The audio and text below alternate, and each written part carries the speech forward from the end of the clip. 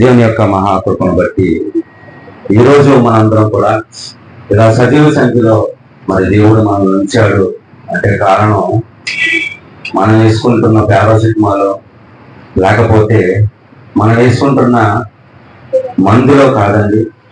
మరి ఈరోజు దేవుడు ఆయుష్కాలాన్ని ఇచ్చాడు, మంచం మీద నుంచి మనం లేవనిచ్చాడు. కారణం ఏంటంటే కేవలం దేవుడు మాత్రమేనండి. అందుకే డాక్టర్ గారు చెప్తారు, ఎన్ని మందులు వేసినా ఎన్ని పని చేయవండి అని చివరికి చేతులు ఎత్తేస్తారు.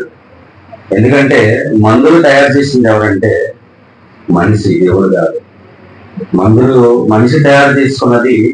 ఈ మందులు ఎంతవరకు మనిషిని కాపాడుతున్నాయి అని ఆలోచిస్తే కొంతవరకు మాత్రమే ఈ మందులు మనిషికి ఆరోగ్యాన్ని కలిగిస్తున్నాయండి. లేకపోతే మరి చూసారా, ట్యాబ్లెట్ వేసుకుంటామండి, ఆరోగ్యం ట్యాబ్లెట్ వేసుకొని బాగోకపోతే ఇంకా హాస్పిటల్కి వెళ్ళిపోవాలి.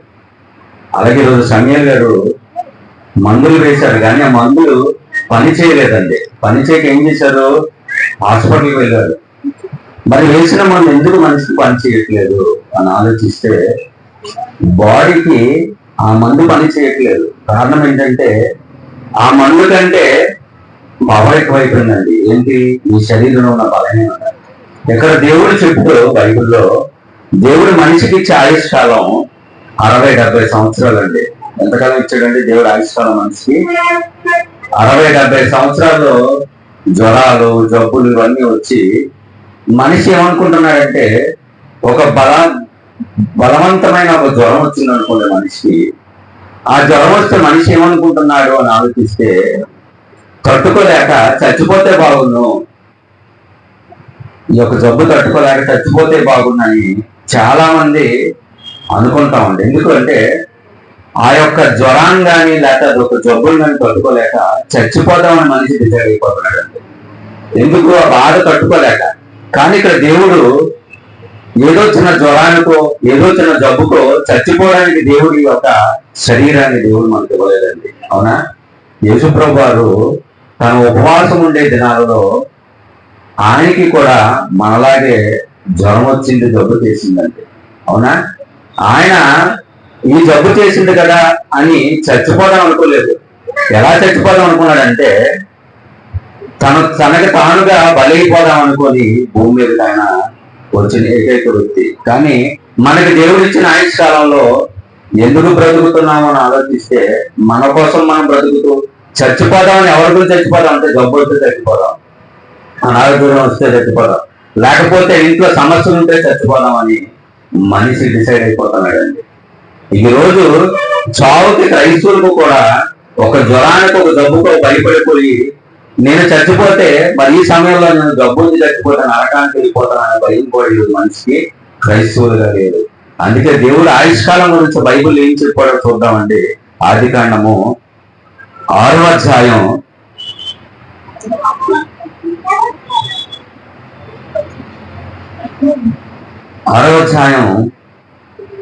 3వ వచనం చదువుతామండి. ఆదికాండం 6వ అధ్యాయం 3వ వచనం చదువుతాం. అప్పుడు యెహోవా నా ఆత్మ నరులతో ఎల్లప్పుడూ వాదించదు,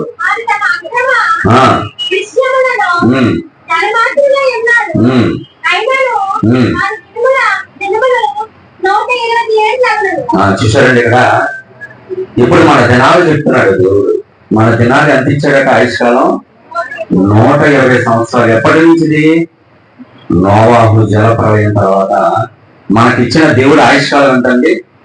120 సంవత్సరాలు. మరి 120 సంవత్సరాల కంటే ముందు కాలంలో వారికి ఇచ్చే భవిష్యత్తు కాలంలో దేవుడు చెప్పే మాటలు చూస్తే మరి అందరికంటే ఎక్కువ సంవత్సరాలు బతికిన వ్యక్తి మనకు తెలుసు బైబిల్. ఎవరండి?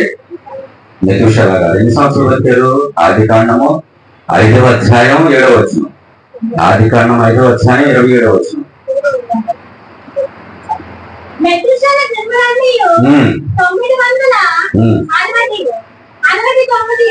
మెతూషెల ఎన్ని దినాలు బతికాడంటే 969 సంవత్సరాలు బతికాడు ఆయన. 969 సంవత్సరాలు బతికిన మెతూషెల మరి ఆయన బ్రతికిన కాలంలో జ్వరాలు వచ్చి ఉంటాయా ఉండవా? జ్వరాలు వచ్చుంటాయి, జబ్బులు వచ్చుంటాయి, అన్ని వచ్చిన 969 సంవత్సరాలు కూడా తన ఆయుష్కాలాన్ని పూర్తి చేసుకొని చనిపోయాడండి. ఎందుకంటే దేవుడు ఇచ్చిన ఆయుష్కాలం ఎంతవరకు ఉందో మనకు ఎవరికి తెలియదు. కాకపోతే మనకు వచ్చిన బాధ వల్ల మధ్యలో చచ్చిపోవడం అనుకుంటాం.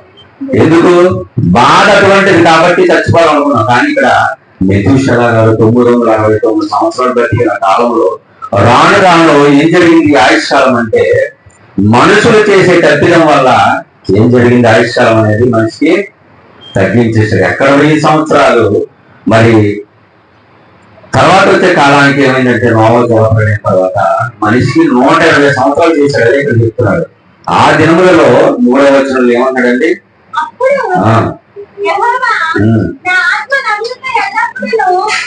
వాదించదు.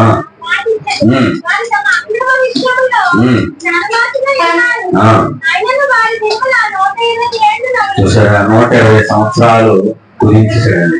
మనం ఎంతకాలం బ్రతుకుతామని ఆలోచిస్తే ఇప్పుడు మన బ్రతుకుతాం ఎంతకండి? రోజు తోటకూర తిన్నా, గోంగూర తిన్నా, లేకపోతే అందరూ చెప్పినట్టు డాక్టర్లు చెప్పినట్టు జీడిపప్పులు తిన్నా మన ఆయుష్కాలం అంతా చెప్పినట్టు 120 సంవత్సరాలు దాటి మనం బ్రతకలేమవుతుంది. 120 సంవత్సరాలు సగమే బ్రతకట్లేదు. మనం 60 సంవత్సరాలు బ్రతకడానికి కూడా మన ఆయుష్కాలం సరిపోవటం లేదండి. ఎందుకంటే మన శరీరం ఏమవుతుంది? సహకరించట్లేదు. అందుకే ఈరోజు చాలా మంది అర్ధాంతరంగా చనిపోతున్నారండి. ఎన్ని సంవత్సరాలు చనిపోతున్నారో మనకు అందరికీ తెలుసు. మొన్న నేను ఒక బ్యానర్ చూశానండి రాజవాడలో. అతను 2002వ సంవత్సరంలో పుట్టాడు. మొన్న 10 రోజుల క్రితం చనిపోయాడు. అంటే ఎన్ని సంవత్సరాలు ఆయనకి? 2002 సంవత్సరాలు బతికి 2024లో చనిపోయాడు. నాకెలా తెలిసిందంటే బ్యానర్ చూశాను అక్కడ. 2002వ సంవత్సరంలో పుట్టి 2024లో చనిపోయాడు. ఆయుష్యాలు అంతా 22 సంవత్సరాలు అండి. 22 సంవత్సరాలకి ఒక వ్యక్తి చనిపోయాడు, యవనస్తుడు. నేను అనుకున్నాను చూసి, నిజంగా దేవుడు మనకు ఆయుష్కాలం ఇచ్చాడు, చిన్న వయసులోనే ఈ అబ్బాయి చనిపోయాడు అని ఆలోచించిన తర్వాత ఎందుకు చనిపోయాడో, మనం ఏం ప్రాబ్లం వచ్చిందని ఆలోచించుకుంటే దీని తర్వాత ఇంకొక బ్యానర్ కనబడిందండి. ఆ బ్యానర్ లో వ్యక్తి చిన్నవాడు చనిపోయాడు కదా అని నేను బాధపడ్డాను. ఆ బ్యానర్ లో వ్యక్తి వయసు 2002లో ఈయన చనిపోయాడు, 2000 అని చనిపోయాడు. ఈయన 2002లో చనిపోయాడు, పుట్టాడు. 2000 ఆయన పుట్టాడండి. చూసారా, ఈయనకి ఆయనకి వయసు ఎంత తేడా? 2 సంవత్సరాలు తేడా. ఇద్దరు కూడా యవనస్తులే. కానీ చావుకు మాత్రం యవనస్తుడు లేదు, పెద్దవాడు కూడా లేడండి. దేవుడు ఆయుష్కాలాన్ని మనిషికి కుదించేశాడు. మనం అనుకుంటున్నట్టు మన ఆయుష్కాలం 120 సంవత్సరాలు కాదండి. ఏమైపోయింది? ఆయుష్కాలం 60 సంవత్సరాలు పడిపోయింది. దేవుడు ఇప్పటికీ కూడా చాలా మంది 120 సంవత్సరాలు బతికిన వారు కూడా ఉన్నారు. కానీ ఎక్కడో కోటిలో ఒకడు బతుకుతున్నాడండి. ఒకసారి ఈరోజు ఆయుష్కాలం, దేవుడు ఇచ్చిన ఆయుష్కాలం మనిషి ఏమైపోయింది? తగ్గిపోయింది. అందుకే దేవుడు ఇక్కడ చెప్తూ చాలా మంది భక్తులు మనం చూపించాం. ఇక్కడ 120 సంవత్సరాలు ఎవరు బతికారో తెలిసే కదా. ఆదికాండం చెప్పినట్టు మోషే గారి కోసం ఇక్కడ చెప్తున్నాడు. మోషే గారు ఎన్ని సంవత్సరాలు బతికాడు? 120 సంవత్సరాలు బతికాడు. ఇక్కడ కీర్తన గ్రంథం చూద్దాం, 90వ అధ్యాయం. కీర్తన గ్రంథము 90వ అధ్యాయం.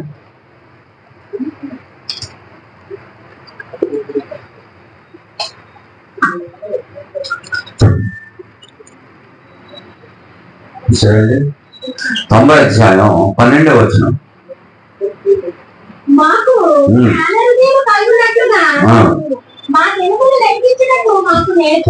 ప్రార్థన ఎవరు చేస్తున్నారు? పైన ఉంది చూడండి. పైన ఎవరు చేసే ప్రార్థన ఉంది? మోసే చేసిన ప్రార్థన ఏం చేస్తున్నాడండి? మా దినములు, మన దినాలు లెక్కించుకోమన్నాడు. ఎందుకు లెక్కించుకోమన్నాడు? ఈ దినాలు మనకు కాదంట. ఎందుకంటే చాలా మంది చెప్తాం మనం అంటే మనం బ్రతుకుతున్న దినాలు ఎలాంటి మంచివి కాదండి. మనం బ్రతుకుతున్న దినాలు చాలా భయంకరమైన స్థితి. ఈరోజు చూసారా జ్వరాలు, ఎన్ని జ్వరాలు. మొన్న అరుణాకి జ్వరం వచ్చిందండి. ఆ జ్వరం ఏంటో తెలుసా? చాలా భయంకరమైన జ్వరం. ఎవరికి రాదటండి. 1,00,000లో ఒకరికి మాత్రం వస్తుంది జ్వరం. 1,00,000లో ఒకరికే వస్తుందట జ్వరం. ఏమంటే 1,00,000లో వచ్చిన జ్వరం మనకెందుకు వస్తుంది? ఎందుకు మనం ఆ జ్వరాన్ని రప్పించుకున్నామని ఆలోచిస్తే, ఈ రోజు జ్వరం రాకూడదని దేవుడు ఏం చెప్పలేదు, వస్తుంది. కానీ ఇలాంటి జ్వరాలు ప్రపంచంలో మన మీద విరుచుకుపడిపోతున్నాయండి. అవునా? మంచం మీద ఈరోజు పడితే సీజనల్ వచ్చే జ్వరాలు కాకుండా రకరకాల జబ్బులు ఈరోజు మనిషికి రాబోతున్నాయి. డాక్టర్ ఏం చెప్పాడో తెలిసింది ఆవిడకి, అరుణకి, అమ్మ నీకు జ్వరం నా వృత్తిలో నేను ఎప్పుడూ చూడలేదని చెప్పాడు. నేను చేస్తున్న ఉద్యోగంలో ఎప్పుడు ఇటువంటి జ్వరం నేను కనీవి ఎరగలేదన్నాడు. ఏమంటే ఇటువంటి విషపూరితమైన జ్వరాల నుంచి ఎవరు కాపాడుతున్నారు? మనకి దేవుడు కాపాడుతున్నాడు. ఆ జ్వరం వస్తే ఇంటికి వచ్చే దాఖలాలు ఉండవండి. ఇంటికి పోవాలి మనం, శ్మశానం దేవుడితేనే. కానీ దేవుడు చేసిన అద్భుత కార్యం అంటే తెలుసా? 2 రోజుల్లో డిశ్చార్జ్ చేసి ఇంటికి పంపించేసాడండి. తెలుసండి? ఏమండి నేను ఒక 1 కోటి రూపాయలు పట్టుకొని వస్తున్నాను, నన్ను కాపాడండి అని డాక్టర్ దగ్గరికి వెళ్ళినా కాపాడలేని రోజులు ఈ రోజు మనం బ్రతుకుతున్నామండి. తెలుసండి? ఏమండి అదే జ్వరం మన ఇంట్లో వచ్చింది అనుకోండి, ఎక్కడో అనకాపల్లి వచ్చింది, అదే జ్వరం మన ఇంట్లో మనము కూడా జ్వరాలతో బాధపడ్డాం. ఏమండి దేవుడు ఎందుకు మనకు రక్షించట్లేదు అని ఆలోచిస్తే, ఇదే జ్వరం నాకు ఒక 4 నెలల క్రితం ఒక చిన్న అబ్బాయికి వచ్చిందండి. మనం ఇప్పుడు 21-22 తారీఖు సువార్తకు వెళ్తాం కదండి, ఆ సువార్తకి వెళ్తున్న పాస్టర్ గారి కొడుకు వచ్చింది జ్వరం. ఆ జ్వరం వస్తే అబ్బాయి 15 రోజులు హాస్పిటల్ ఉన్నాడండి. చిన్న పిల్లాడండి, 10 సంవత్సరాలు. డాక్టర్లు ఇంజక్షన్ మీద ఇంజక్షన్ చేస్తున్నారు, తట్టుకోలేకపోతున్నాడు. ఆ తట్టుకోలేక బాబు భోజనం కూడా మానేసాడండి. 10 సంవత్సరాల అబ్బాయికి విపరీతమైన పవర్తో కూడా ఇంజక్షన్ చేస్తుంటే మనమే తట్టుకోలేము. అలాంటి అబ్బాయికి ఇంజక్షన్ చేస్తే తట్టుకోలేక ఆ అబ్బాయి ఏడుపు, డాడీ నన్ను ఇంటికి తీసుకెళ్ళిపోండి, నన్ను చాలా ఇబ్బంది పెట్టేస్తున్నారు డాక్టర్, నన్ను ఇంటికి తీసుకెళ్ళిపోండి అని ఏడుచుకున్నాడండి. నేను వెళ్ళి ప్రార్థన చేయడానికి తీసుకెళ్తే చాలా చేతి నిండా గంట్లేనండి, చేతి నిండా గాయాలే. ఎందుకు గాయాలంటే డాక్టర్కి నరాల దొరకలేదండి. అబ్బాయి చంటి పిల్లడు, నరాల దొరక బాధపడుతుంటే ప్రార్థన చేసి వచ్చామండి. దేవుడు దయ వల్ల అబ్బాయి 15 రోజుల తర్వాత స్వస్థత కలిగి ఇంటికి వెళ్ళిపోయాడండి. చూసాడండి? దేవుడి ఎడల, దేవుడు భక్తులు ఎడల దేవుడు చేసిన కార్యాలు ఏంటో తెలుసా? నిన్ను ఎక్కడికి అప్పచెప్పడు? మరణానికి దేవుడు నిన్ను అప్పగించడండి. ఎందుకంటే ఆయుష్కాలాలు కుదించిపోయింది. ఈ కుదించిపోయిన ఆయుష్కాలంలో మనం ఏం చేయాలంటే దేవుడి కోసం మాత్రమే మనం బ్రతకాలండి. అవునా? ఎవరో చూడలేని జబ్బులు ఈరోజు మనం చూస్తున్నాం, ఎవరో చూడలేని కరోనా ఈరోజు మనం చూస్తామండి. ఎంత భయంకరమైన పరిస్థితులు ఈరోజు మనం బ్రతుకుతున్నాం ఆలోచించాలి. ఇంకా ఎండలో స్టార్టింగ్ ఉన్నాయి, స్టార్టింగ్ లోనే మనుషులకి జ్వరాలు జబ్బులు ఎదురవుతూ ఉంటే దేవుడు మనిషికి ఇచ్చిన ఆయుష్కాలానికి మనిషి దేవుడికి ఏం చేస్తున్నాడు మనం ఈరోజు ఆలోచించాలండి. ఎందుకు ఇక్కడ చుట్టూ నరుల ఆయుష్కాలం ఎంత చేసాడండి? 120 సంవత్సరాలు కుదించేసాడండి. ఇక్కడ మోసే చేస్తూ ప్రార్థన ఏమన్నాడు? నా దినాలు లెక్కించలేకండి. ఎందుకు లెక్కించుకోవాలి? మన దినాలు రోజు రోజుకి ఆయుష్కాలం మనకి పెరిగిపోతుందండి. ఈ ఆయుష్కాలం ఎవరిది? దేవుడు ఇచ్చాడు కాబట్టి దేవుడు నిన్ను లెక్క అడుగుతాడు. ద్వితీయోపదేశ కాండం చూద్దామండి. ద్వితీయోపదేశ కాండము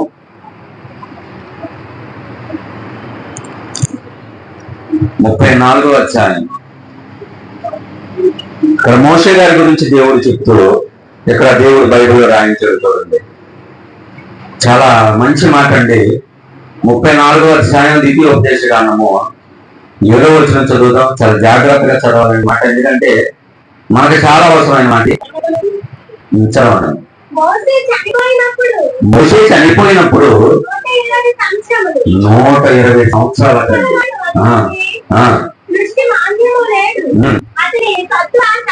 చూసండి, మోషే చచ్చిపోయినప్పుడు అతను ఆశ ఉందా? 120 సంవత్సరాలు దేవుడు చెప్పలేదు. 120 సంవత్సరాలు ఆ చనిపోయినప్పటికీ అతనికి ఏమి లేదో చెప్పినాడు. చూడండి, దృష్టి మాంద్యము లేదు అంటే ఏంటి? చూపు తగ్గలేదటండి, చూపు తగ్గలేదట. చూడండి, అతనికి సత్తువ తగ్గలేదు. సంవత్సరాల్లో యంగ్గా ఉన్నాడట. చూసారా? 120 ఎలా ఉంటామండి? మన తాతలు మన వాళ్ళు బతికారు ఎంతకాలం?